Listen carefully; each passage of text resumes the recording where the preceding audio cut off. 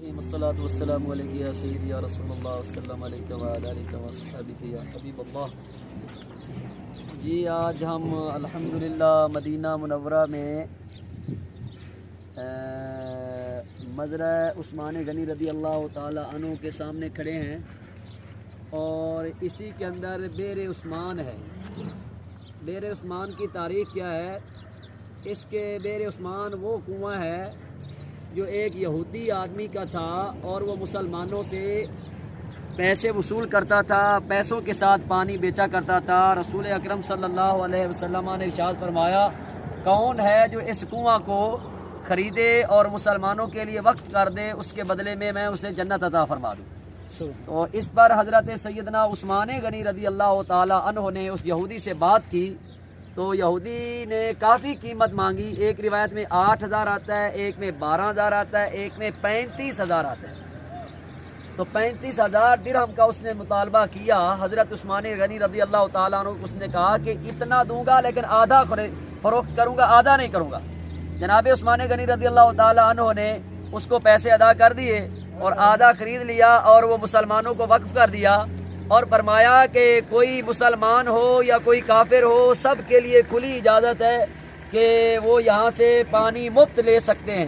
تو لوگ پھر ایسا کرتے تھے کہ جب ان کی باری آتی تھی حضرت عثمان غنی رضی اللہ تعالیٰ عنہ کی، تو لوگ 2 دن کا پانی جمع کر لیتے تھے، اور جب دوسرا دن آتا تو یہودی، اس کا نام روما تھا، روما اس آدمی کا نام تھا، تو وہ بیٹھا رہتا، کوئی خریدنے کے لیے آتا ہی نہیں تھا۔ آخر کار وہ تنگ ہو گیا اور حضرت عثمان غنی رضی اللہ تعالیٰ عنہ کو کہنے لگا، جناب میں یہ کنواں سارے کا سارا بیچنا چاہتا ہوں، آپ خریدنا چاہتے تو خرید لیں۔ حضرت عثمان غنی رضی اللہ تعالیٰ نے فرمایا، پہلا جو آدھا تو نے مجھے بیچا نا، اس کے 3 حصے کر لے، تیسرا حصہ قیمت ادا کروں گا۔ اگر تو خریدنا چاہتا ہے، بیچنا چاہتا ہے تو ٹھیک ہے، میں پیسے ادا کرتا ہوں۔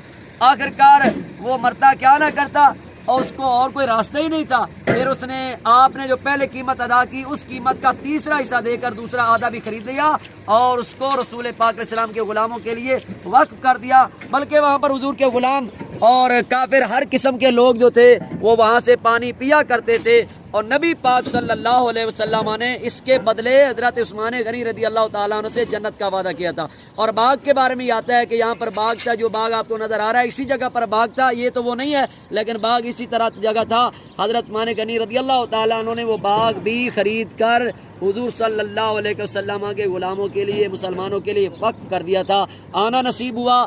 اللہ تعالیٰ کے دربار میں التجا ہے، اللہ تعالیٰ یہاں پر سب کو آنے کی توفیق عطا فرمائے، اور رسول پاک صلی اللہ علیہ وسلم کا پیار نصیب فرمائے۔ ہمارے بابا جان امیر المجاہدین رحمۃ اللہ علیہ کے فیض کو عام کرے۔ وطن عزیز ملک پاکستان میں حضور صلی اللہ علیہ وسلم سرکار کے دین کا بول بالا فرمائے۔ لبیک لبیک لبیک یا رسول اللہ، لبیک لبیک لبیک یا رسول اللہ۔ تاجدار ختم نبوت زندہ باد، زندہ باد۔ تاجدار ختم نبوت زندہ باد، زندہ باد۔ فقتلوہ سب نبیًا، فقتلوہ سب نبیًا، فقتلوہ انہیں جانا نہ رکھا غیر سے کام، للہ الحمد کہ میں دنیا سے مسلمان